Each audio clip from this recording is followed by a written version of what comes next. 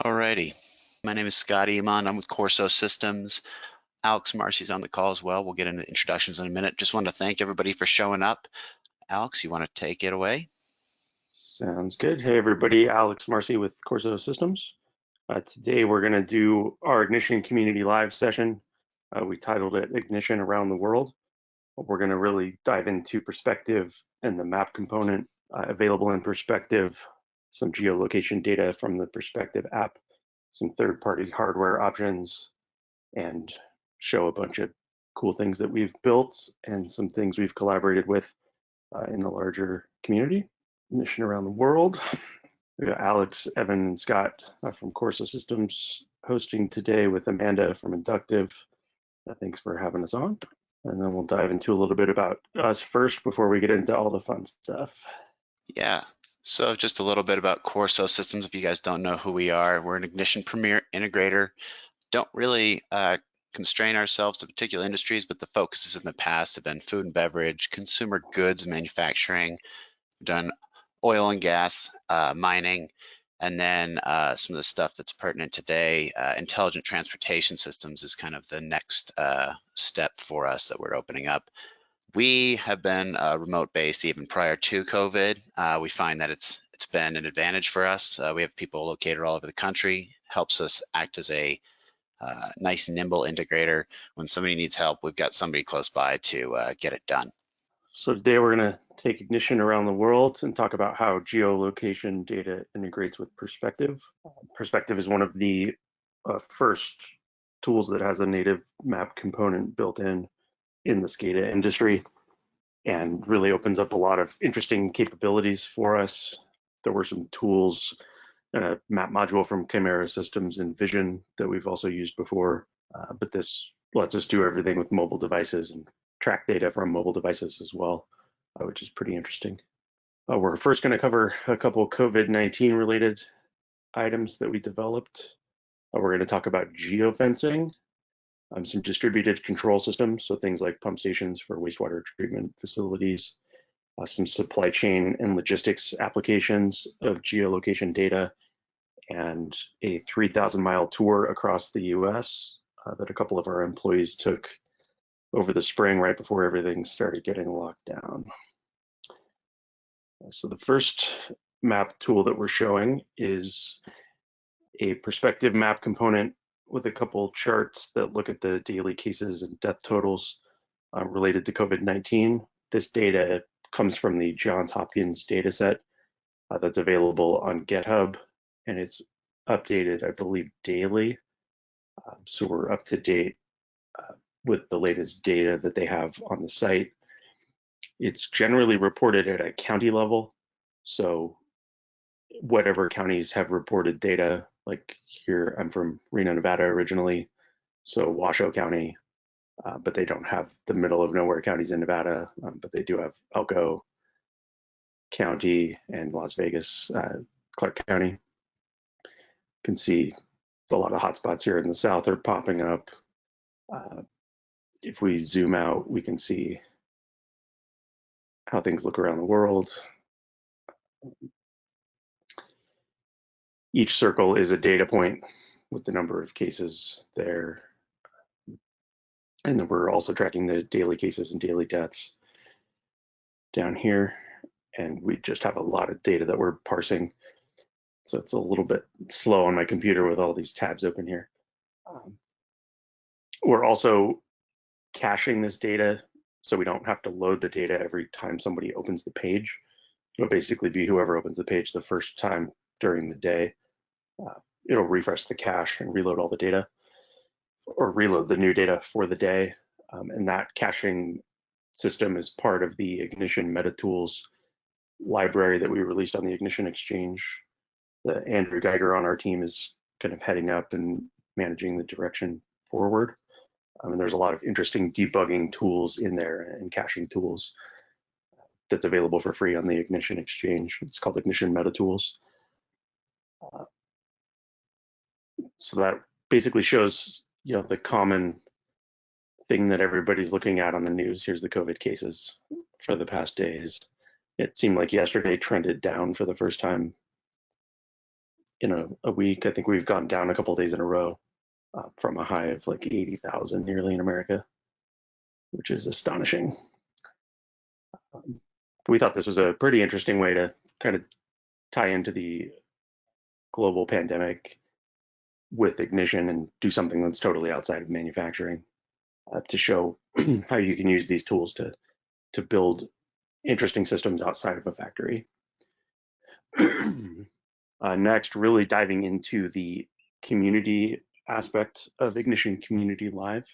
We're going to show a COVID tracking app that is not necessarily as dire as the cases. We are working with Hannah Thorson-Godofsky. We ran into her on Twitter, and she had participated in a flattening the curve and promoting economic recovery through innovative technologies hackathon, and that was up in Alberta. And she had put together a supply chain shortages data set that she is scraping data from Twitter and various news sources and social media and building a data set that tracks if there's food shortages, water shortages, toilet paper, hand sanitizer, medicine, if people have complained of travel restrictions, if there's any sort of grocery staples, meat, dairy, eggs. She's tabulating all of that data and built a data set that we pulled in. She had done hers on Google Maps originally, and I thought this would just be a fun way to look at this data outside of Google Maps. I'm going to close this tab as well, just to free up the resources. So this gives us data all around the world. There's obviously not as much data. People aren't complaining about things. But basically what we're doing is we're taking the data set that she has on Google Maps, parsing it as an XML file, importing that into a database, and then generating the icons on the map. Just so it looks pretty, we kept everything white. On hers, it shows as red and orange, depending on the severity, if it's a complaint or if there's things that have started rationing or are in more severe conditions than somebody just saying there's less toilet paper. If there's no toilet paper, it would show up in red. We just left everything as white so it looks good on the background. But that was just an interesting way to kind of tie into the community aspect, including at ICC with the Ignition Cross Industry Collective.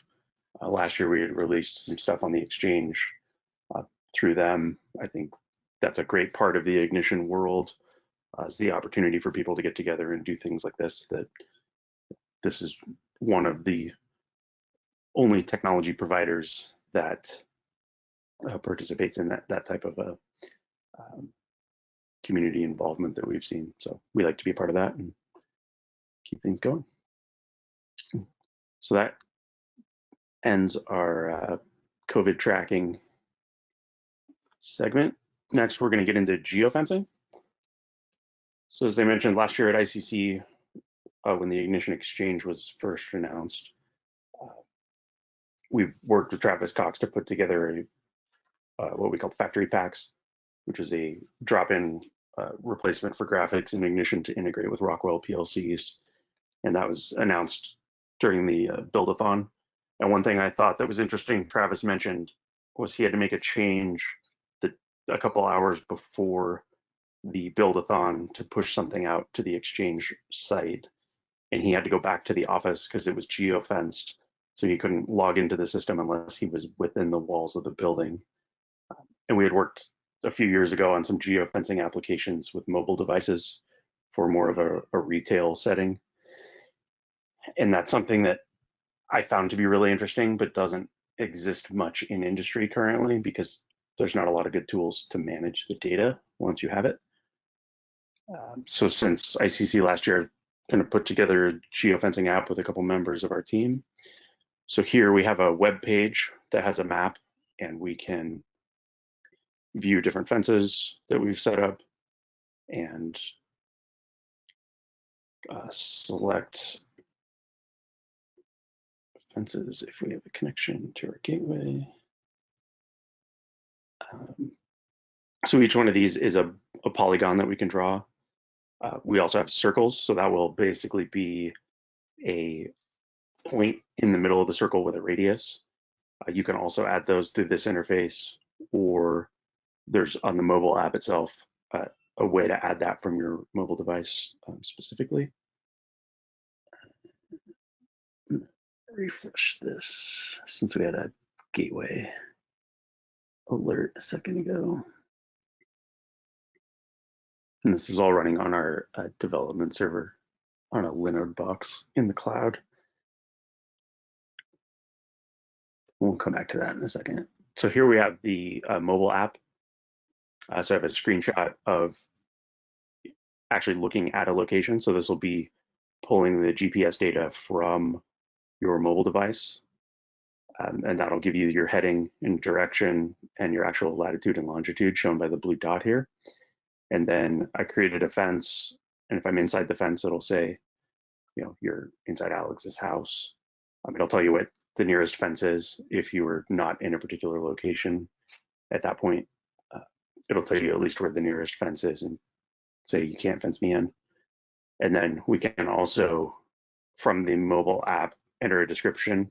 So if I was to go down the street to the hardware store, I could put in, you know, I'm at Home Depot, grab my latitude and longitude and the radius, and add, there'll be a save button when you enter a description. That will save us the point in the middle of the circle, create the radius, and then add that to the map so that you can see, you know, I'm at Home Depot or I'm wherever I'm at. You could also use this if you have multiple facilities. You can set up different points at each location. You could set up a polygon, and you can track if a technician is at a particular facility or site, and pull up the SCADA screens for that facility when they get there, tying into the Ignition Maker Edition concept with the home automation things that Travis developed and released on the exchange. You could set up geofences when you're leaving work or when you're approaching home to turn on your lights or adjust the temperature of your HVAC unit. You could also set an alert if your garage door is open when you're not home, or any sort of like home automation integrations you'd want to do based on location. You can get pretty involved with geofencing, and this uses just generic algorithms for geofencing applications. So it's mostly a lot of like trigonometry and checking bounding boxes and things. It's not super complex to develop the location tracking. And then all of this uses the native Perspective app. So you're pulling in your GPS coordinates from a mobile device. And that works well if you have a mobile device like an iPhone or an Android phone or an iPad. If you don't have that, we can also integrate GPS data from non-mobile devices that are not using the mobile app. Here we have, for some of our intelligent transportation system applications, put together a little box that gives us a cell connection and a GPS antenna with a physical antenna that we would mount either like to a shipping container or to a vehicle, depending on what we're trying to track. That will send GPS coordinates through the cell signal to our Ignition server, and then we can pull in the data from there. The same way as if we were doing it from the native app, but we don't have to have the native app. I see a question. Oh, he asked what the geofence does. And says his question's answered now. So yeah, geofencing is just putting a boundary around a particular location to tell if somebody is inside that boundary. A lot of times in like retail settings, they'll do geofencing on a store, and you can track where people are within a grocery store, how much time they spend at a particular end cap or a particular part of the store. We're applying that more to industry to see when somebody's at a particular facility. We've also used similar concepts for things like life safety for tracking if people are inside or outside of a building during a fire alarm. And you can also track the location of people in the building. So if somebody didn't leave the building during a fire, you could have their mobile device and see where they're actually at in the plant so that you can easily find them. And then you can also track where everybody is, so you can do check-ins and muster points and things pretty easily.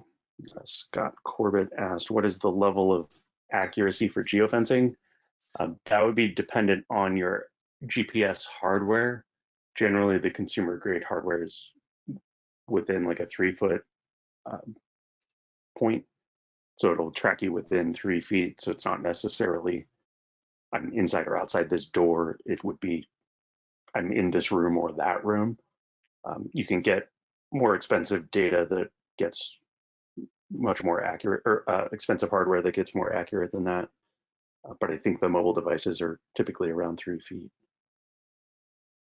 And then some of the like Garmin stuff, and then I'm sure there's military things that get you down to centimeters.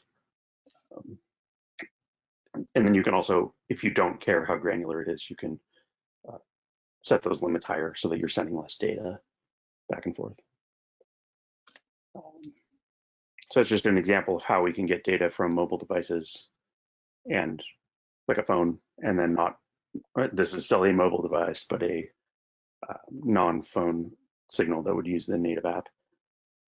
And again, things like this would be good for shipping and logistics applications. So you could track like a shipping container traveling from China to the US, or track shipments throughout the country. I'm going to open our supply chain tab as well. I forgot to open that already.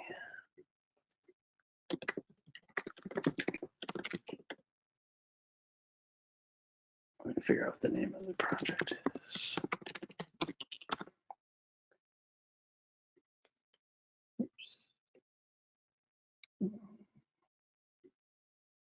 Projects, supply chain tab.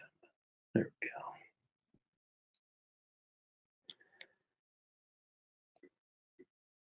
So this is just a quick demo that we threw together to show shipping between different locations. So here we have what we would set up as a warehouse here in the Portland area, set one up in Chicago, set one up down in Temecula. Then we can view these lines. These would be shipping routes that we would have set up as a known route that we're going to ship from Portland to Chicago often. So we would set that up and we can see what's en route between those two locations. So here we have some inductors in the transformer, what order they came from. If we were doing like UPS, DHL, FedEx tracking, we could integrate with their tracking number system and alerts through that to say the part's ready for shipment, it's been picked up, it's en route, it arrived at whatever facility. If it's like just a generic shipping company or a trucking company, we could work with them to come up with how they want to do the alerting if they don't have a tracking system. We could also do like put GPS sensors in a box or in a shipping container and track that through the routes that it's taking. And then we could set up alerts when things arrive, alert the shipping person they need to go to the shipping desk and pick something up. If things are going to be delayed, or if things are needed for construction projects or for some part of a project to take place, get up really granular alerts based on that. One thing that to kind of go beyond just the geolocation data is, hey, we have, we're shipping a big transformer or a generator from one point to another. Maybe we have an inspection sheet when it arrives that we want somebody to go through. So just for this example, we have a one-line diagram for an electrical system for like a data center construction project. So if they have a diesel generator coming in, we can also pull up, work order instructions or manuals or drawings for that equipment, and we can tie that to the order so we know exactly what the part numbers are. that we're coming up with, so we could pull up manuals for everything. We could pull up drawings that are related to that. If we're looking at construction, or if we're checking in particular lot numbers or shipments, we can get the quality control data for that, so you can validate things as they come in. So it just allows you to, we could go and look and see what's in stock in this warehouse. What are the manuals for that? What documentation is involved? Were there any signatures or things that we needed to get? And kind of take it a step beyond just the map data. And then we could set up shipments all around the world and set up routes wherever we need to. That just is kind of an interesting approach to something that isn't in a factory, but uses SCADA tools to build interesting technology for those sectors. Did you want to chime in, Scott? No, I'm just kind of highlighting the fact that it's how much of an all-in-one solution it can be. It's not just the logistics application. It's you get all those features within one application rather than having to have people go back and forth between different areas or desks or whatever. Yep. And then again, this is all built in perspective, so it would show up on a mobile device or the mobile app just the same as it shows up here in the browser, which, we had a customer recently, they're looking at integrating perspective into their operation. And one of the questions they had was, we also need a native mobile app developed for this. That wasn't part of your price for development. It's like, well, it doesn't need to be, because it's already native to the platform. Once we develop the screens, they show up on the app as well, with minimal tweaking required. So this screen is going back to the wastewater example for pump stations. This shows us a few pump stations on a map and how we can integrate with actual live process data. So if a pump station is running and everything's normal, we could be highlighted in green. If there's an alarm or an issue or maintenance is happening, we could be highlighted in red. If it's offline and everything's okay, it's supposed to be offline, we could gray it out. We could also make things visible and hidden based on their state. So if it's running, don't show it on the map. If it's offline or there's an issue, make it flash, make it a bigger circle than everything else to draw attention to it. Really get into some UI questions and design examples there and figure out how it works best for your operators. But this is just an example of showing 3 locations on a map, and then you can click on that and get a dashboard view of what's happening at that pump station. We can see the various pumps that are running, grab any data off of that. If we want to look at alarms, we can pull up an alarm screen for this site. We can, really build whatever we need to based on what we need for this pump station, and then have a map of everything visible on the screen. If we're, running a wastewater system that cares about like overflow events for the stormwater water system, we could also start tracking the sensors in the field to detect flooding events, and we could show on the map, here's where the flood is coming in from, and start to track that on the map. We could also integrate weather data, so we could actually track like a storm front moving in, and build some analytics to track where we would expect things to start occurring next. So we could start deploying resources as needed to mitigate any disasters, and get into just whatever level of detail we want to get into for utilizing map data and weather data. Or we're getting in Nevada in the fall, it's like forest fire season. You could track forest fire information and maybe tie that into something like the COVID tracking shortages app to see where they would expect resources to need to go next. And you can get pretty granular with this type of stuff. And then you've got all sorts of flexibility on those alerts as well, in terms of how you want to show them. You can do whatever you want, which is nice. So it's an example. This would be applicable to a lot of different industries that Ignition is already in, and kind of expanding the scope of what a lot of people might typically use Ignition for, which would be process control, and analytics. This kind of bridges the gap into the real world, and as far as geolocation data and tracking where things are and when they're happening, just like we saw with everything that we've looked at so far. So to kind of tie everything together and wrap up geolocation data, we're going to dive into our tour of the US. So a little background, I had between 2 and 3 employees out on a project in Southern California for most of 2019. And then a couple of employees stayed over to finish the job and left in early March of 2020. And one of the employees is a big train enthusiast. And at one point it was mentioned that like one of his life dream bucket list items was to take an Amtrak train across the country. And we looked, and at the time it was like a little bit cheaper to take Amtrak and get a full room than it was to fly from Southern California to New Jersey, where he lives.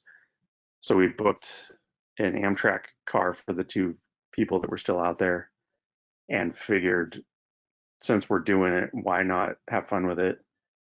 Take an Opto 22 Groove Epic processor with a GPS antenna, route the data through MQTT, and set that up as a spark plug B capable device, dump the data into our ignition server, and then build a map that follows their journey. And then they started sending pictures on Slack at the various stops that they had made. And it was like, well, we can get time and location data from the pictures. Why don't we parse that out of the images themselves and put those on the map as well? Because once we set the map up, it was like, well, there's not a lot else to do beyond tracking the line. So I was sitting there and put the pictures together. So while they were taking the journey in real time, we saw the line update as we would get data from the sensor. Sometimes it was delayed if they were completely out of any cell range, like in the middle of Kansas for quite a while, and sometimes in the mountains going through Colorado. So we would sometimes get fits and spurts of data when it was available. But then once they got through, and like Chicago, and they ended up in DC, we basically got real-time data. I think we sent it every minute or so. And then we also pulled in the image data when they would stop. There were a lot more stops early on in the journey. And when they were getting set up, find an interesting one. So they just wired everything up in the room that they were in. Probably broke a few OSHA violations, but don't worry about that. There's one that shows everything wired up.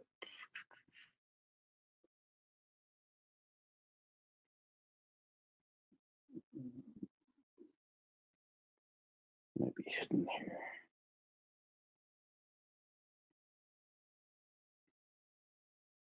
Oh, that's pulling up. And then as they went through, there weren't as many stops, but we were able to get some cool spots while they were on the train itself as well. I don't know exactly where this is, but somewhere in the middle of Arizona or New Mexico. Cool desert picture, some clouds, and some of the rotations off depending. I didn't parse all of that out in the files, but Andrew holds his phone upside down because he's left-handed. Here's a picture of them stopped at his station, grabbing a picture of the train. So we thought that was a pretty fun thing. They stopped at the Opto 22 offices while they were out there, grabbed a Groove Epic from Benson and everybody over there. And I think Benson gave us his GPS unit to tie into it. And then we had that integrated to send data over Sparkplug B to Ignition, historized everything, and then populated that on the map. And then just because it's not in real time, I also set up a slider here on the screen that we could slide to different parts in the journey. The left is when they started, the right is when they ended. So we can see the line grow. And this is what we would watch as they were going through the country. And then I met up with them in Chicago and we had lunch, and then I picked them up in DC when they arrived there. And I thought it was kind of a fun project and is something a little bit out of the box as far as technology is concerned. But I think tracking a train across the country is no different than tracking shipping and logistics information. Pulling all of this data together, you could even do inspections of well sites for an oil and gas company and take pictures and timestamp those and put them on the map as well. It would be great for training purposes. There's really a lot of capability you can get from systems like this. Once you understand how it all works and understand latitude and longitude and maybe a little bit of the math involved, it's not a terribly complicated process to get things like this set up. And most of it's just how you want to structure your data, put it in a database, query it in, and then depending on the data set, you may need to get some of the caching type things involved to speed up performance. But we're really excited about the capabilities of these tools in Ignition and Perspective moving forward, and it's pretty exciting. And then we have the Geofencing app in review. We were originally going to do our community live in early August, so we submitted it assuming it would be approved by then, and then we pushed the date up a little bit. But once that gets pushed through the exchange review process, we'll send out an alert for that. And then just to plug, they sent out the email, I think last week. They have the Ignition Exchange contest or tournament or whatever you want to call it. Between now and ICC, anything you release to the exchange, they're going to have some interesting stuff at ICC for some of the best submissions. And that's something that we've had good results from, and sparked some good conversations online about things that we've released. And it's been a pretty exciting tool for us to use. And we've definitely used some of the things that have been released by the community on there to help some of our demos and projects as well. And I think that's a really good way for everybody to get involved and be part of the Ignition community. Yeah. Pretty well covers all of our demos. So, Alex, thank you for that. That was really nice, super thorough, really highlighting on not just the collaborative aspect of Ignition and how we can use the community to drive things forward, but also the power of Ignition and Perspective and how well it lends itself to mobile applications. But yeah, that was great. Thanks for showing up, Benson. Good to see you. Yeah, thanks for all the help, Benson. That was a fun few days. I was shocked how quickly you can get across the country in a train. So we got another question, Alex. Can you explain how to interface to non-cellular GPSs? Yeah, so I guess in that case, that would be something maybe like a Garmin unit that grabs your GPS data. A lot of those types of units will give you a GPX or a KML file. So KML is, I don't know what KML stands for, but it's basically an XML representation of geolocation data. That's how data is passed back and forth on Google Maps integrations. So you can parse that data in from that file, and the GPX file is also an XML file. And I could probably put the libraries that we put together for that in the Geofence app to read that data in, because we use that for the COVID shortage tracking. And then as just a general proof of concept, we used a Garmin device to pull data in just to track somebody like walking around town. So you basically parse those in as XML files. And I used the Elementary, it's Element Tree, but all one word, Python library to pull in the XML data. If you had a unit like that had a serial connection that would output data in real time, you could get that to work with Ignition in real time without a cell connection. If it didn't have a serial, like if it's a Garmin unit that you would be expected to put in your pocket and carry around with you, you would do that after the fact, and then you wouldn't have real-time data, but you can pull in all that information. And if you have questions or want to dive into how we did that offline, shoot me an email and or go to our website and reach out, and we can do that. And then I'll also put together a blog post about it as just part of the follow-up to this, because it's not a difficult problem to solve, but making sure you get all the formatting and parsing the XML components correctly can be a little bit of a. Doug Hoffer asked, are you able to triangulate from WAP versus GPS? I would assume so, because a lot of that would just be parsing out the data and then basically mirroring that on the back end, and then figuring out how you would want to display that. Wireless access. Oh, okay. Yeah. So if we're looking at, I know Siemens has some hardware where they track things based on like RFID tags, and if you were to track things like that in a facility based on cell signals or I guess wireless signals on the access points, it would just be figuring out how you translate your data that tells you where people are into coordinates.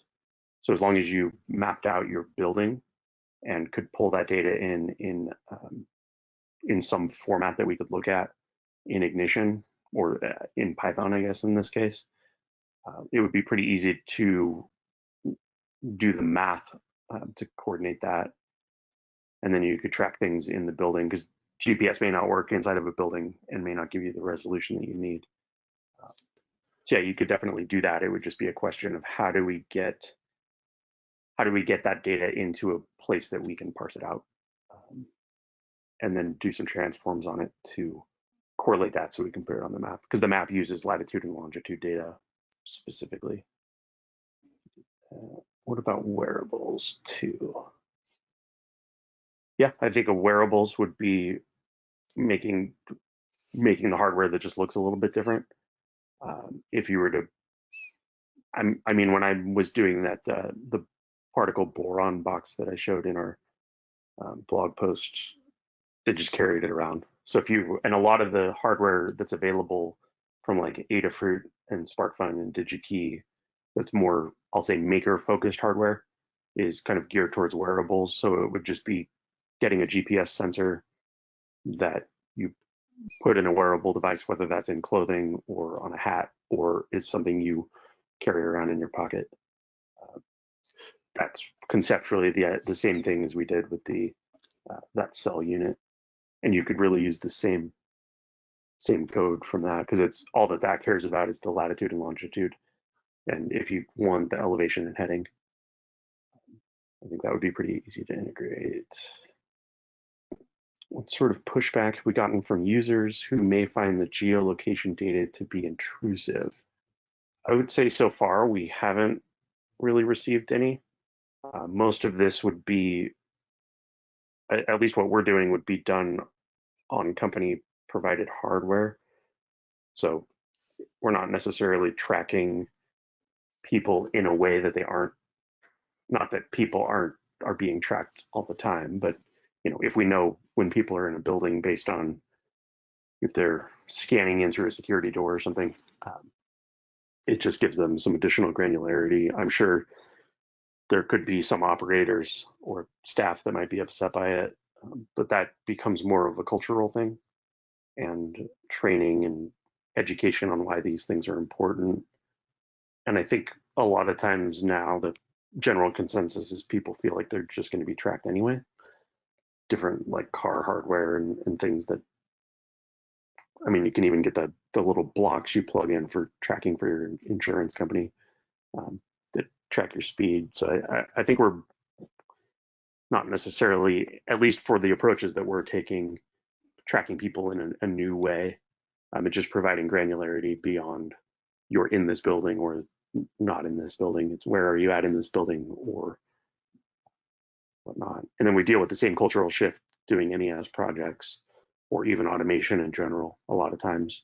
So that just becomes part of that overall discussion of we're going to change how we're doing things. So let's adjust the culture here.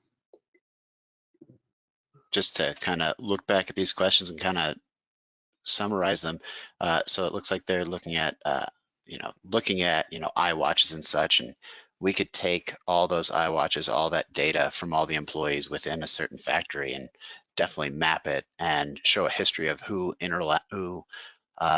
touched who at what point and do a contact tracing, track and trace and all that within the building as well. If you're looking for COVID tracking, pretty easily, because all those units are sending out information. If they're sending it out, we can capture it and we can map it. Yeah. And then Bob Letcher had a follow up. Yeah, if you send out what GPS unit you're looking at, as far as getting data out of that, I could do a quick search into that and see what that approach would look like. Yeah, and then the Apple Watches, that would, again, it would just be how do we pull the data from the wireless access points and get that into Ignition, and then the transforms would be pretty easy to figure out between the two. And then we could display that on the map once we convert to latitude and longitude. It would just be within the building. And even the mobile app gives you, I don't know how accurate it is in terms of, am I actually 10 decimal places to this particular point? And if I move 1 centimeter over, does it track that? It seems pretty granular, but I don't know that I would trust that for like a life or death situation. And I think that's why people say the 3 feet is generally acceptable for consumer grade hardware.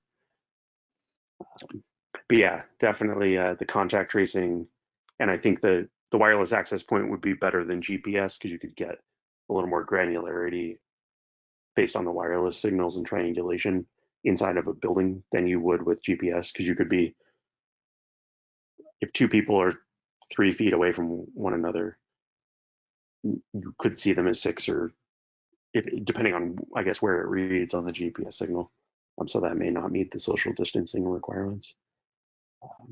Yeah, we're happy to take a look at whatever you're sending out or what you're looking at hardware wise, and at least give you the approach we would take on that. Because I think there's a lot of benefit to this technology, and it's really easy to use in Ignition now. So I think it's a tool people should start taking advantage of. Bob and Doug, we'll follow up with you guys after this as well, because it looks like you guys have a specific question. And I think we've answered it so far, but I think we can get more detailed with you guys as a potential solution going forward. Yeah, and then for anybody who has questions that aren't in the box, or anybody in the future, just reach out to us at corsosystems.com, and we can take you through anything we've built. We're not shy about sharing a lot of this, and as we move forward with things like this, we'll put a lot of this out on the Exchange. We've already released the COVID tracking app on the Exchange that has all the meta tools pieces in it as well for the caching. So keep your eyes peeled for the Exchange for a lot of this stuff coming out, and I just appreciate everybody taking the time to sit down with us today and go through the product. I've been excited about Ignition since I started working with it in 2009, back before it was called Ignition. So it's been an exciting ride, and it's a great product, and it seems like we can do more and more cool stuff as time goes on. So thanks everybody for taking the time, and feel free to reach out if you have any questions.